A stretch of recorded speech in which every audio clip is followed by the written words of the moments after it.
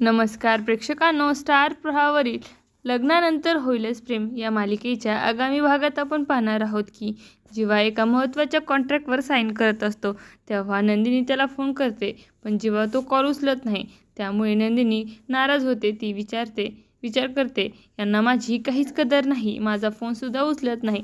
तेव्हा ती ठरवते की आता तीही त्याच्या बाबतीत दुर्लक्षच करणार. ती आश्रमाच्या कामात लक्ष घालते आणि जीवानी फोन केला तरी उचलणार नाही असं ठरवते. दुसरीकडे काव्या पार्थसाठी खास फूड सॅलड तयार करते.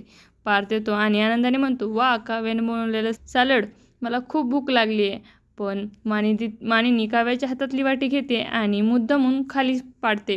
तेव्हा त्या दोघांनाही खूपच वाईट वाटतं. नंतर काव्या आपल्या मैत्रिणीशी बोलताना म्हणते, आज पार्थच्या डोळ्यात पाणी आलं, ते पाहून मला दुःख झालं. तेव्हा तिची मैत्रीण विचारते, कसल्या नात्याने? त्यावर काव्या उत्तर देते, कारण मी त्यांची बायको आहे. हे बोलताच ती स्तंभ होते. आता येणाऱ्या भागामध्ये काव्या आणि पार्थ यांचं नातं टिकणार का, हे पाहणं अतिशय रोचक ठरणार आहे. तुम्हाला जर आपला व्हिडिओ आवडला असेल तर चॅनलला लाईक, शेअर आणि सबस्क्राईब करायला विसरू नका. धन्यवाद.